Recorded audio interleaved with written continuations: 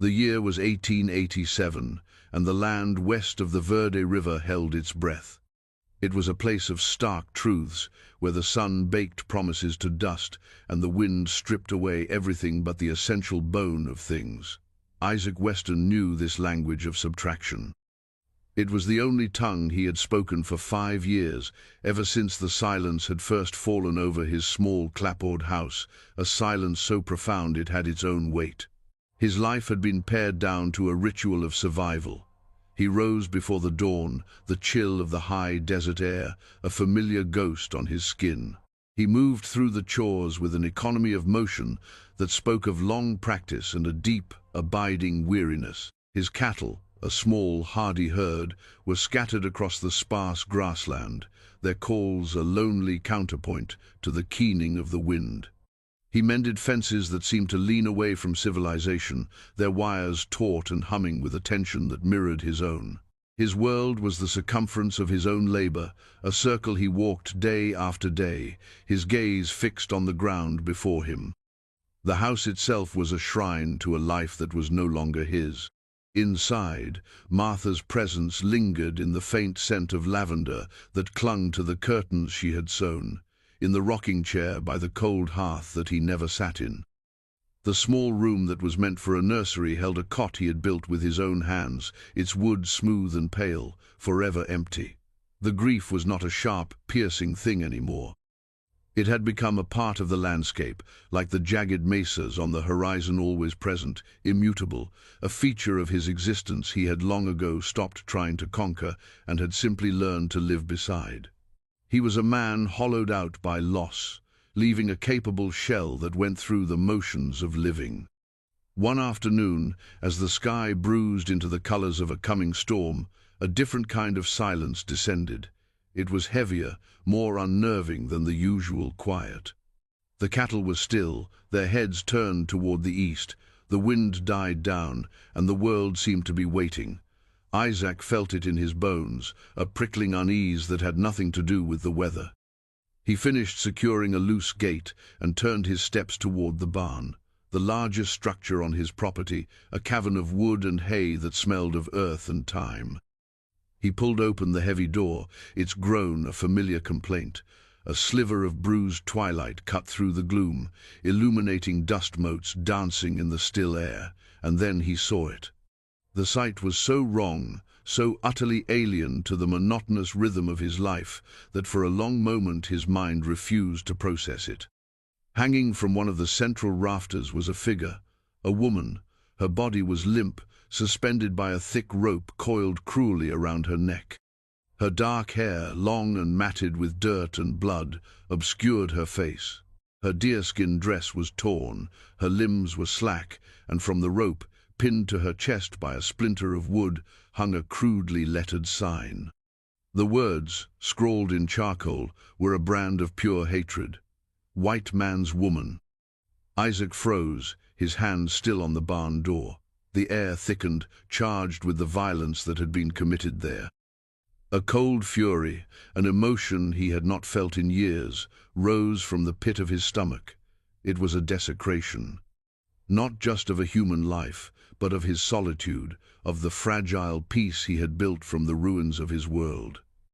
He wanted to shut the door, to unsee it, to pretend the world outside his fence line had not finally breached his defenses with such brutal force. But he could not. He saw the slight, almost imperceptible twitch of a hand. She was alive. The realization struck him like a physical blow, shattering his paralysis. The storm of his reluctance warred with a deeper, older instinct, the simple, undeniable imperative to act. He let go of the door and strode forward, his boots heavy on the packed earth floor. He grabbed a hay knife from the wall, its blade honed and ready. Reaching up, he sawed at the thick rope with frantic, desperate strokes. The fibers gave way with a sickening rasp, and the woman's body fell into his arms. She was lighter than he expected, a fragile weight against his chest. He stumbled back, steadying himself, and carefully lowered her to a pile of clean hay in an empty stall. For the first time, he saw her face clearly. She was native, her features fine-boned and smeared with grime and tears. A dark bruise was blooming across one cheekbone, her lip was split, and the flesh around her neck was a raw, brutalized purple. Her breath came in shallow, ragged gasps, a tiny, fluttering sound in the immense stillness of the barn. He ripped the sign from her dress and crushed it in his fist, the splinter digging into his palm. He did not feel the pain. All he felt was the thrum of a world thrown violently off its axis, and the fragile, terrifying weight of the life he now held in his hands. He carried her out of the barn and into the house. Crossing the threshold with her in his arms felt like a profound transgression. This space, consecrated to memory and solitude, was now host to a stranger's pain. He laid her gently on his own bed, the one he had not shared since Martha's last breath. The sheets felt impossibly white and clean against her torn and dirty dress. For a moment he stood there, a stranger in his own home, overwhelmed by the sheer magnitude of what had happened. The quiet life was over. The silence had been broken, not by joy or companionship, but by a savage act that had washed up on his shores like wreckage from a distant, violent sea. He worked with a grim, focused determination. He fetched water from the basin, his hands, calloused and rough from years of ranch work, moving with an unpracticed gentleness. He cleaned the grime from her face and arms, his touch hesitant. He found a small tin of salve Martha had used for burns and chapped skin and applied it carefully to the cut on her lip. The rope burn on her neck was the worst. It was a deep, angry ligature that made his throat clench in sympathetic pain. He did what he could, cleaning it as gently as possible and wrapping it with a strip of clean linen torn from an old shirt. She remained unconscious, her breathing shallow but steady. He pulled a heavy quilt over her, her small form barely making an impression on the mattress. As he worked, he did not allow himself to think. He focused only on the task at hand, the water, the cloth, the salve. To think was to confront the questions that clamored at the edges of his mind. Who was she? Who had done this to her? And what in God's name was he going to do now? They were questions that led to a world of trouble he had spent 5 years avoiding, a world of men and their casual cruelty, of prejudice that festered like a sore. When he was done, he pulled the rocking chair from its corner and placed it by the bedside. He sat, his rifle laid across his lap, and began to watch. The storm finally broke outside, rain lashing against the window panes, the wind howling like a thing grieving. But inside the small house, a new kind of storm had begun, a tempest of fear, responsibility, and the terrifying, unwelcome flicker of a life entrusted to his care. The long night stretched before him, filled with the sound of the rain and the woman's faint, struggling breaths. She woke near dawn. The storm had passed, leaving the air washed clean and cold. Isaac had not slept. He had watched the slow rise and fall of the quilt, a metronome marking the passage of a night that felt a year long. He saw her eyelids flutter, then open. Her eyes were dark, deep pools of terror.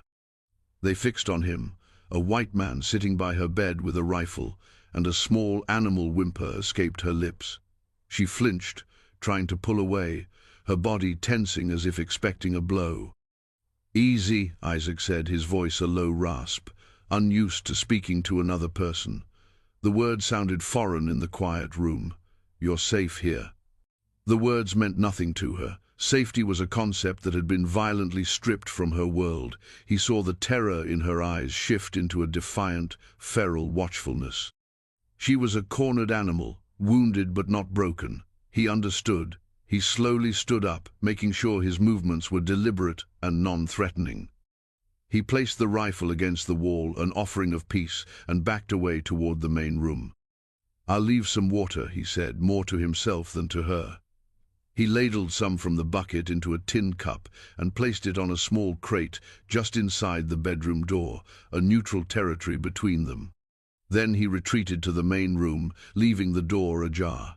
He could feel her gaze on him, a physical weight on his back. The days that followed fell into a new, tense rhythm. He went about his chores, but his awareness was tethered to the house. Every sound from within, a cough, the creak of the floorboards, pulled him taut. He was an unwilling jailer, and she was his terrified prisoner. He would prepare simple meals, broth and soft bread, and leave the plate on the crate by her door. For 2 days, the food remained untouched. The water in the cup would be gone, but she refused his sustenance. He never tried to force her. He simply replaced the cold food with fresh, a silent, repeated offering. He spoke little, and only when necessary. "The food's there," he would say to the closed space of the room, his voice flat. He did not ask her name, nor did he offer his again.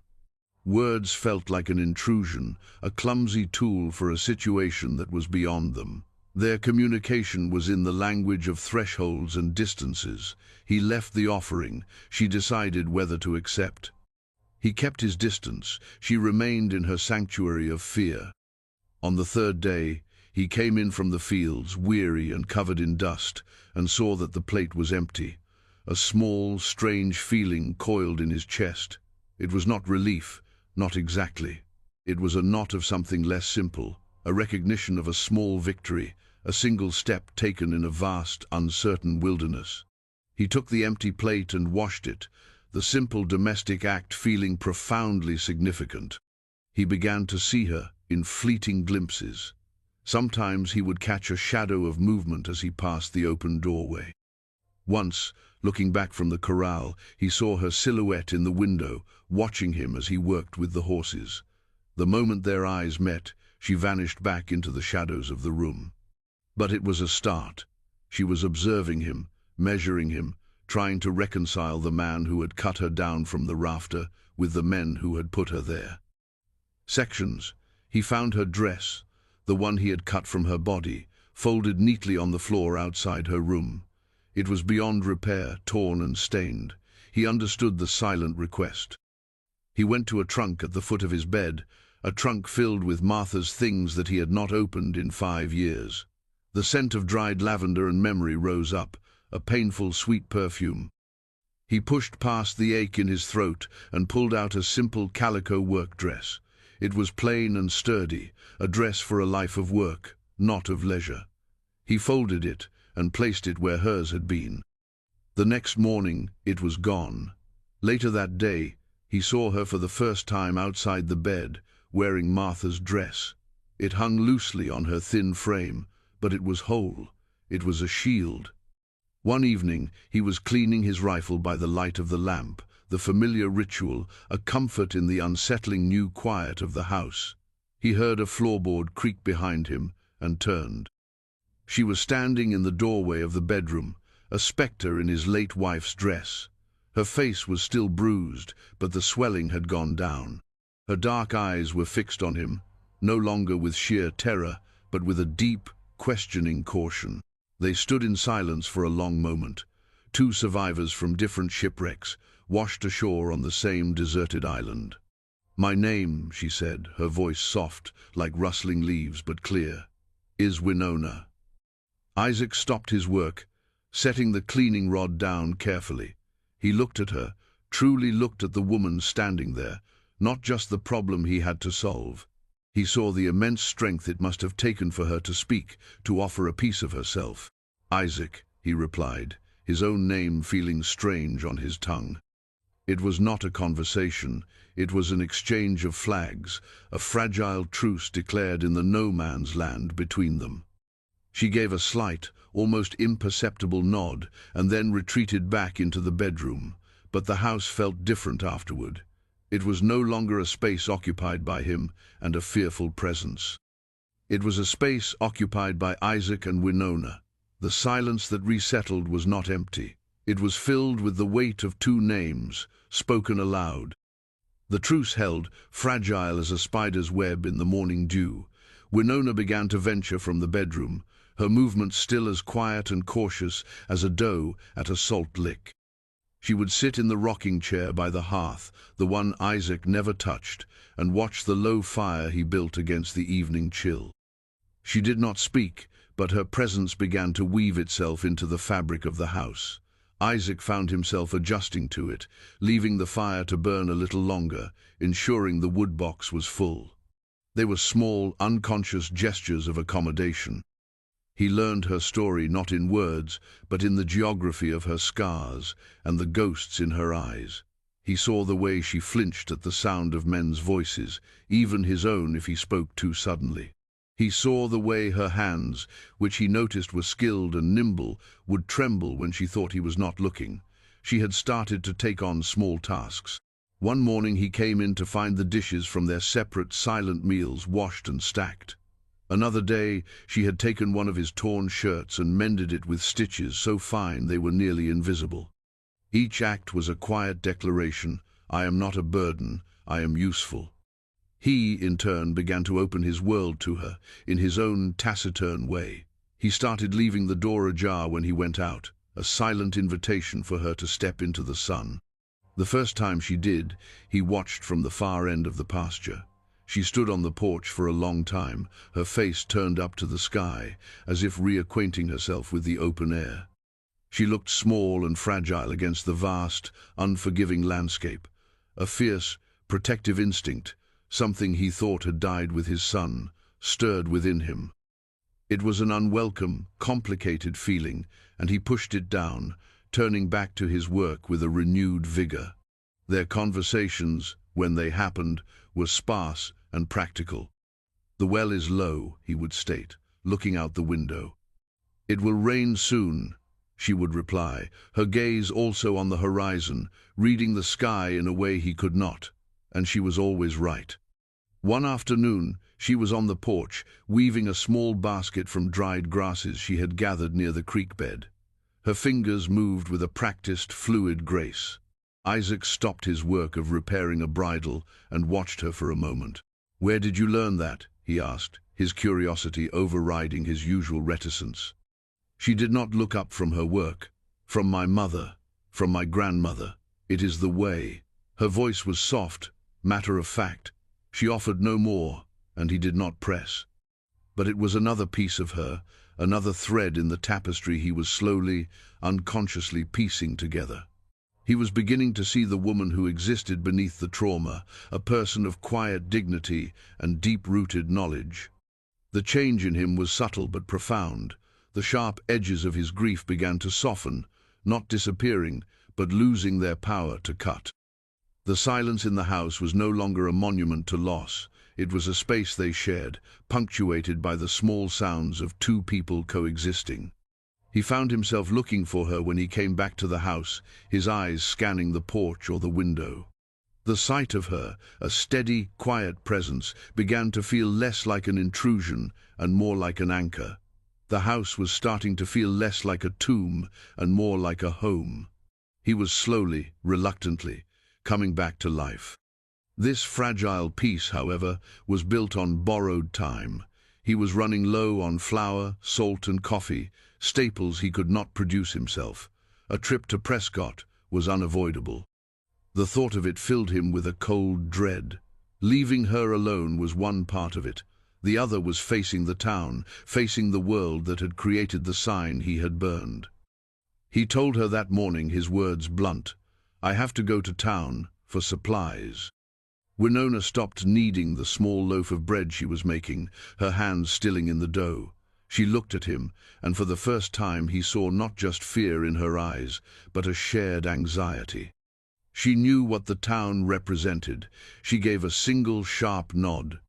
"Be careful," she said, the two words carrying the weight of all her unspoken fears. "I will," he promised, the words feeling like a vow. "Bolt the door behind me. Don't open it for anyone." The ride to Prescott was tense. The familiar landscape seemed menacing, every shadow holding a potential threat. The town, when he reached it, was a jolt to his senses. The noise, the people, the smell-sit, all felt alien after his long isolation. He tied his horse in front of the general store and went in, his list clutched in his hand. Inside, the air was thick with gossip and the scent of pickles and dry goods. He gathered his things, keeping his head down, eager to be done and gone. But he could not avoid the conversations buzzing around him. "Found that tracker, Donovan, out by the creek," a man was saying to Mr. Hale, the store owner. "Beaten half to death. Said some renegade Lakota jumped him, looking for a woman he was. Isaac's blood ran cold. He kept his face impassive, focusing on a sack of beans as if it were the most interesting thing in the world. "What woman?" Hale asked, leaning over the counter. "The one that was with him." The man lowered his voice conspiratorially. "One of Callahan's boys was telling it at the saloon, said Donovan had bought her, but she put up a fight and ran off. Callahan and his sons went looking for her themselves. Swore they'd teach her a lesson she wouldn't forget." Callahan. The name was poison in the air. Patrick Callahan was a rancher from the north, a man known for his cruelty, and his two brutish sons who were chips off the old rotten block. They were men who saw the world as theirs for the taking, who believed their will was law. Isaac felt the crushed sign in his mind's eye, the hate-filled letters. It was them. He knew it with a certainty that settled like a stone in his gut. He paid for his supplies, his movements stiff. He loaded the bags onto his packhorse, his mind racing. They had not found her, not yet, but they were looking. And a man like Callahan would not give up. He was a man whose pride was as vast and ugly as his cruelty. The sign was not just a statement of hate, it was a declaration of ownership. They would come for their property. As he was about to mount his horse, he saw them. Callahan and his two sons, Bill and George, swaggering out of the saloon across the street. They were big men, made bigger by their arrogance. Callahan's face was florid with drink, his eyes small and mean. They laughed, a loud, braying sound that set Isaac's teeth on edge. They were celebrating their power, their perceived right to brutalize and discard a human being. Isaac pulled the brim of his hat low and swung into the saddle, turning his horse away from them and heading out of town. He did not ride fast, not wanting to draw attention. But inside, his heart was pounding a frantic rhythm against his ribs. The threat was no longer a nameless shadow. It had a face, it had a name, and it was hunting for the woman he had left alone in his house. The fragile peace was shattered. The world was coming for them. The ride back to the ranch was a race against a coming darkness that had nothing to do with the setting sun. Every gust of wind sounded like hoofbeats. Every shadow seemed to coalesce into the shape of a rider. Isaac's hand rarely strayed from the stock of his rifle. He was no longer just a man bringing home supplies. He was a guardian returning to his post, a post he now realized he had never truly left. He saw the thin curl of smoke from his chimney from a mile out, a beacon in the twilight. A profound sense of relief washed over him, so potent it almost buckled his knees. She was safe, for now. When he rode into the yard, the door remained bolted, as he had instructed.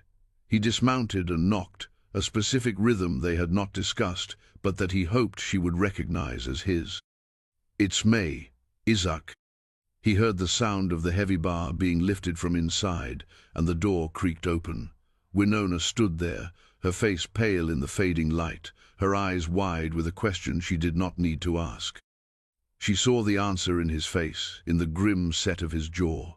He carried the supplies inside, the familiar weight of the flour and coffee sacks a flimsy anchor in a sea of dread. He did not speak until everything was put away, until the door was bolted again, shutting out the vast, dangerous night. He turned to her in the lamplight. "The men who did this to you," he began, his voice low and even, betraying none of the turmoil inside him. "They're looking for you. A man named Callahan and his sons." He watched her face as he spoke the name. A flicker of recognition, of pure terror, crossed her features before she mastered it, her expression becoming a stoic, unreadable mask. But he had seen it. He knew.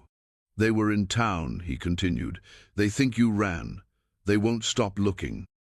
Winona stood perfectly still, her hands clenched into tight fists at her sides. She stared at the floor for a long moment, the silence stretching between them. When she looked up, her eyes were not filled with the fear he expected. They were filled with a hard, cold fire. "This is your home, Isaac," she said, her voice quiet but strong. "You should not have this trouble." "It's my trouble now," he said, the words coming out before he had a chance to think about them, and he knew, in that moment, that they were true. Her fight had become his. His sanctuary was now their fortress. The choice had been made the moment he cut that rope. Everything since had just been the slow turning of a lock. "They will come here," she stated. It was not a question. "Yes," he said, "they will." A new understanding passed between them, an alliance forged in the face of a common enemy. The guarded distance they had maintained collapsed under the weight of this shared threat. They were no longer just two strangers under one roof. They were partners in a desperate gamble. The next 2 days were spent in preparation. The work was grim and purposeful. Isaac checked his rifle and his pistol, cleaning and oiling them, until the mechanisms moved with deadly smoothness. He counted his ammunition, laying the brass cartridges out in neat, gleaming rows. Winona worked alongside him, her movements efficient and sure. She sharpened every knife in the house, including the old hay knife he had used to cut her down, until their edges were razor-thin. She gathered stones from the creek bed, stones that fit a palm and could be thrown with lethal accuracy. They spoke little, their actions communicating everything. He showed her how to load and fire the pistol. Her hands were steady, her eyes clear, as she sighted down the barrel.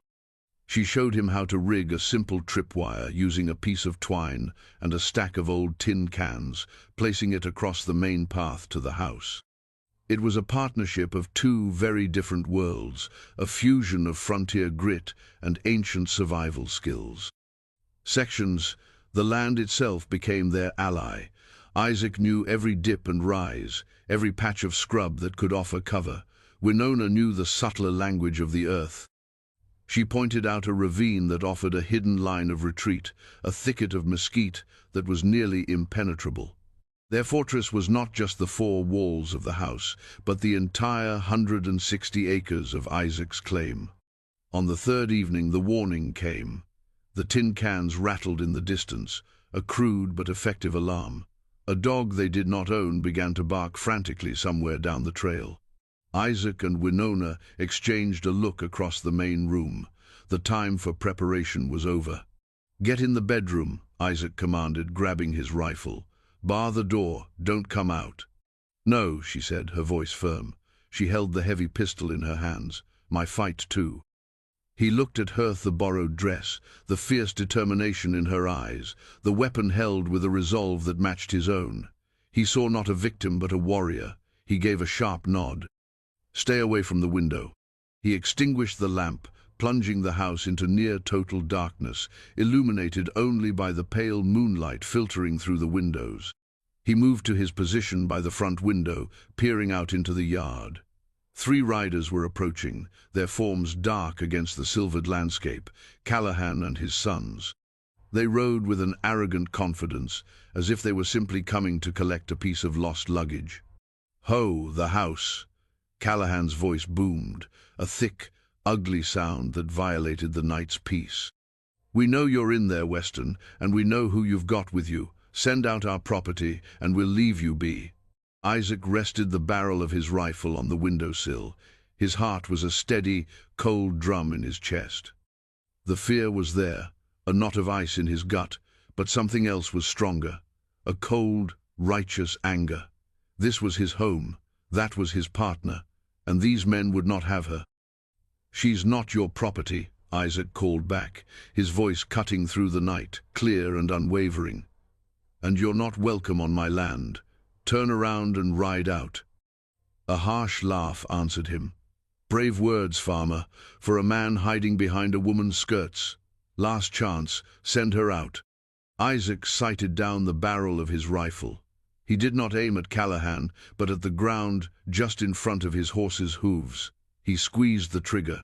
The rifle's report was a deafening crack that shattered the night. Dirt exploded where the bullet hit, and Callahan's horse reared, screaming in panic. "That's your only warning," Isaac yelled.